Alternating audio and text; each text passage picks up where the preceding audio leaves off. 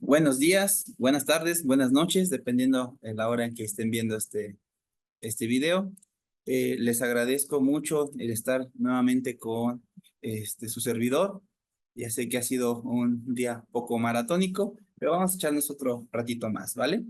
Miren, nuevamente me vuelvo a presentar. Soy Miguel Alejandro Saavedra, soy el responsable de la División de Salud Reproductiva y Neonatal.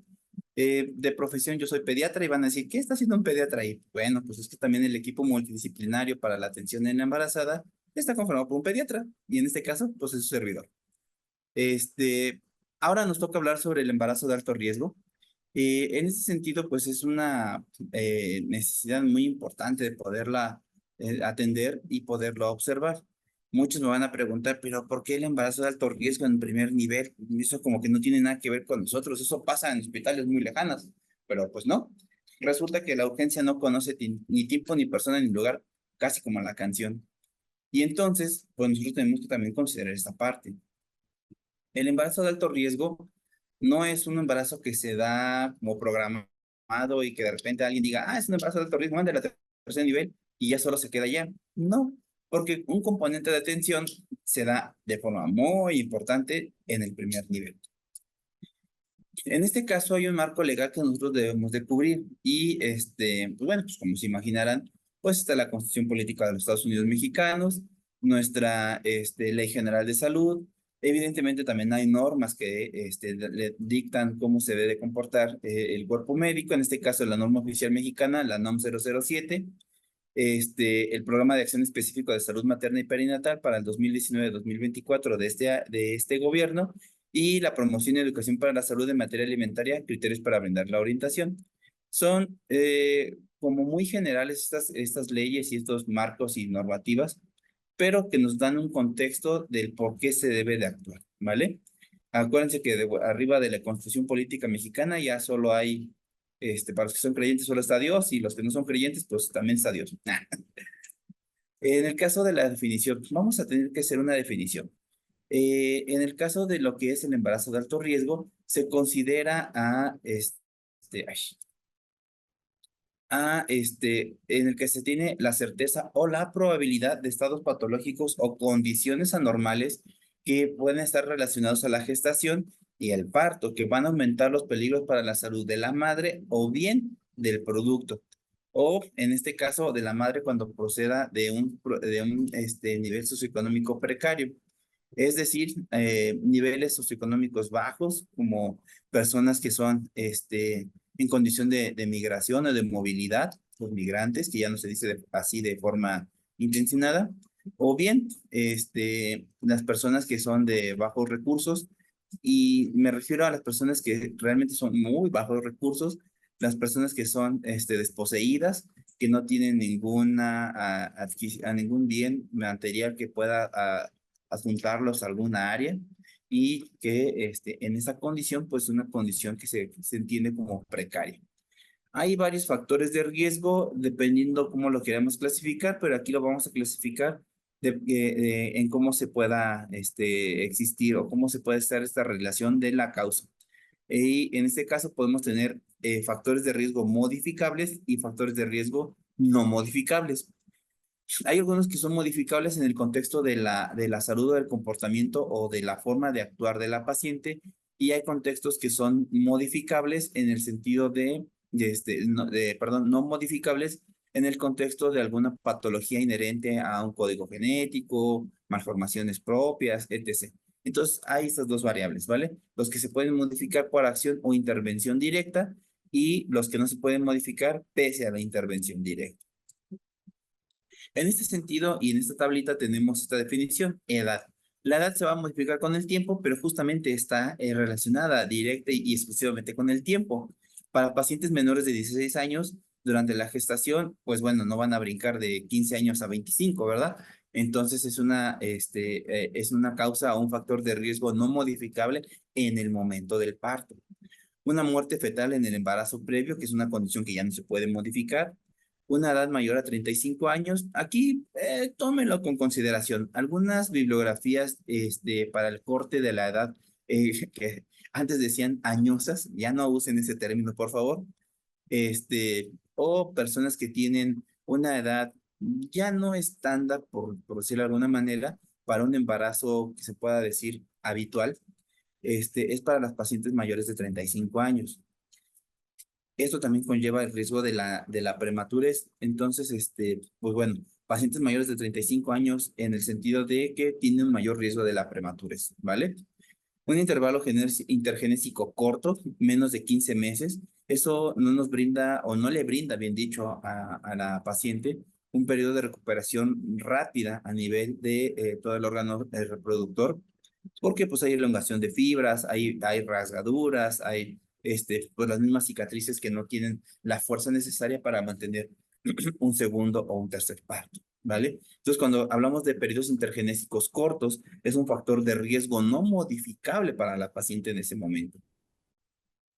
Evidentemente, la hipertensión arterial, me vas a decir, "Bueno, ¿lo puedo modificar con atención?" Sí, pero ya ella tiene una hipertensión. Aunque le des el medicamento porque tiene hipertensión, ¿sale? Pacientes que son multigestas, que llevan más de 3 embarazos, pacientes portadoras de diabetes o metabolopatías como la diabetes, hipercolesterolemias, alteraciones en las funciones hepáticas, un hígado graso, por ejemplo, cardiopatías, enfermedades tiroideas o alteraciones a nivel renal, ¿no?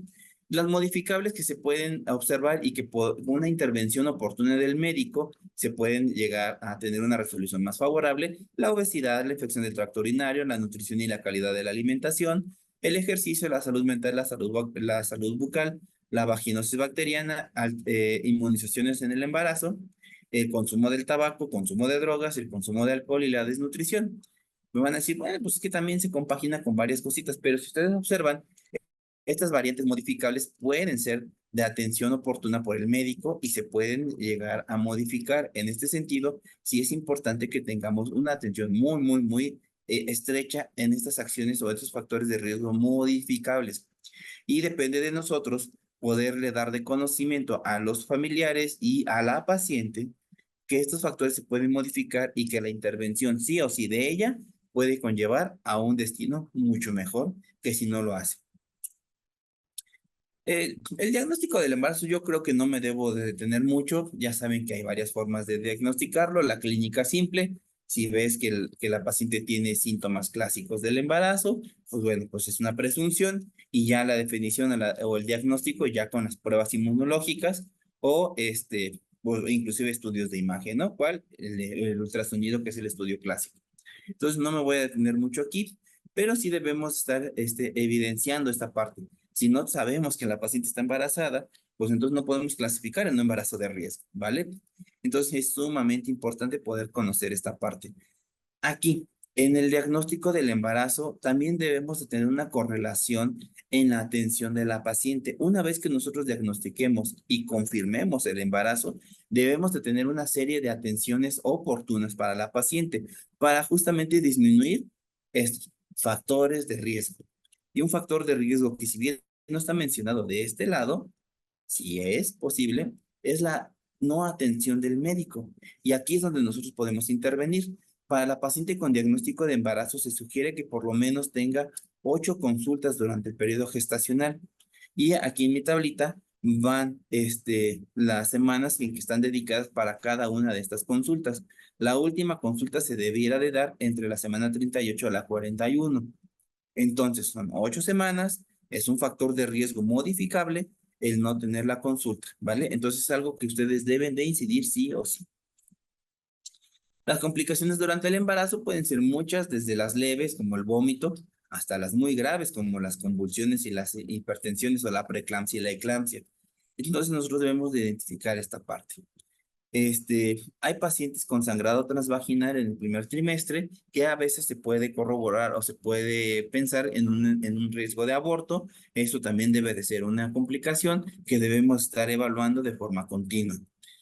Si la paciente presenta un aborto en evolución, evidentemente debemos de continuar al siguiente nivel. En este caso, el envío a una unidad de atención y de resolución que le pueda dar la mejor atención posible a nuestra paciente.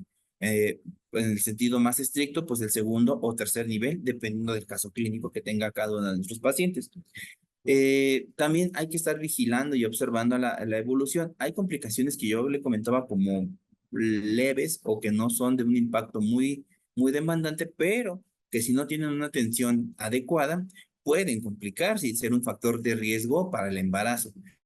El paciente con vómito incoercible durante el embarazo, que tiene eventos de vómito más de 8, 10, 12, 15 en un día, pueden condicionar alteraciones hidroelectrolíticas tan importantes que pueden inclusive llegar a la crisis convulsiva, a la parada cardíaca, a la parada respiratoria. Y pues bueno, pues yo creo que comprendemos que si tenemos una parada cardíaca o respiratoria asociada a las alteraciones hidroelectrolíticas o un evento convulsivo, que es lo más común, pues evidentemente estamos en un factor de riesgo que debemos de modificar y observar.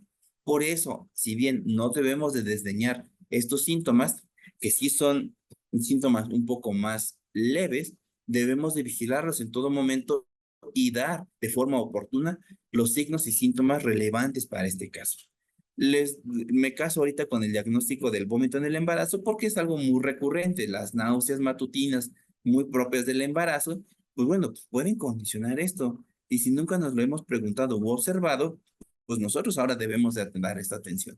Para ti médico que ya eres pasante o para ti médico que ya estás titulado y estás ya empezando a trabajar con nosotros en los servicios de salud del IMSS Bienestar, es algo que debes de tener siempre, siempre en consideración y en cuenta. Los signos y síntomas de alarma y las complicaciones asociadas al embarazo deben de ser vigiladas desde el primer nivel. Eh, Hay unos factores o unas asociaciones, complicaciones del embarazo que son enfermedades intercurrentes.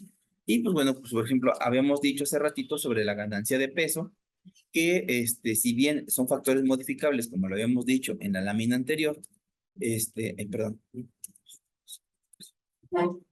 perdón, se me movió. Seis. En este sentido, pues debemos de ser muy observadores. Debemos de tener una tasa de crecimiento o una tasa de ganancia de peso ponderal entre 0,5 kilos por semana. Si tenemos ganancias mayores a esto, debemos de intervenir de forma oportuna. Y también debemos estar observando las dinámicas del manejo o el manejo dinámico de las presiones arteriales. Miren esta tablita. La diastólica y la sistólica no deben de estar rebasando estas cifras de por lo menos de estar por debajo de 140 en el caso de la sistólica y por debajo de 90 en el caso de la diastólica.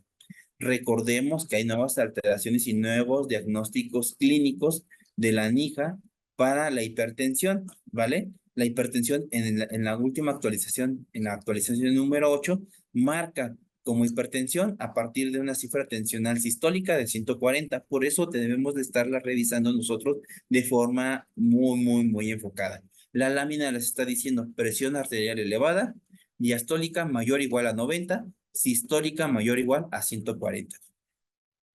En la última actualización, 130, 135 ya no se considera hipertensión, sino como un estado prehipertensivo o prehipertenso.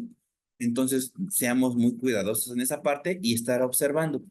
Que no sea diagnóstico ahorita de hipertensión no significa que vaya a progresar a hipertensión. Si ya estamos cerca de la orilla, nada me va a evitar que pueda caer. Entonces es ahí donde el médico debe de intervenir para justamente esto, evitar las caídas. ¿Sale? El edema en una o más regiones del cuerpo, el sangrado transvaginal existente, la disminución o ausencia de movimientos fetales, son acciones que se pueden intervenir como de forma intercurrentes. A veces el paciente la paciente siente o no siente, bien dicho, el movimiento de su feto, de su producto, de su paciente, de su hijo. Si no siente los movimientos fetales, es un dato de alarma que debemos de dar de conocimiento a la paciente y nosotros también debemos estar pensando en esas complicaciones. Por ejemplo, un paciente que se llegue a ovitar de forma abrupta, pues nosotros debemos de darle un seguimiento muy puntual en esa parte. Hay condiciones nutricionales que debemos de seguir, como por ejemplo la anemia. Y en el caso estricto de la embarazada, debemos de darle un seguimiento muy estrecho a eventos de anemia. En este caso, y dependiendo de la definición de la OMS, salud, gracias. Este, perdón, me lo dije yo solo. En este caso, la hemoglobina no debe de estar por debajo de los 11 gramos por decilitro. Evidentemente, esto se debe de ajustar según las condiciones de altitud a la cual se encuentre usted en este momento del diagnóstico del embarazo. Ya no es como en la pediatría que se debe de interconsultar una tabla de percentilas. En el rango o en el caso de los adultos, el percentil o en este caso el rango de corte inferior es 11 gramos sobre decilitro. Por debajo de eso se llama anemia. Ya pongamos el nombre, el apellido que le queramos poner, pero para términos prácticos, por debajo de 11 es anemia y ustedes como médicos de primer nivel deben de darle la atención inmediata. ¿Por qué de forma inmediata y por qué siempre acuso con mi dedito acusador?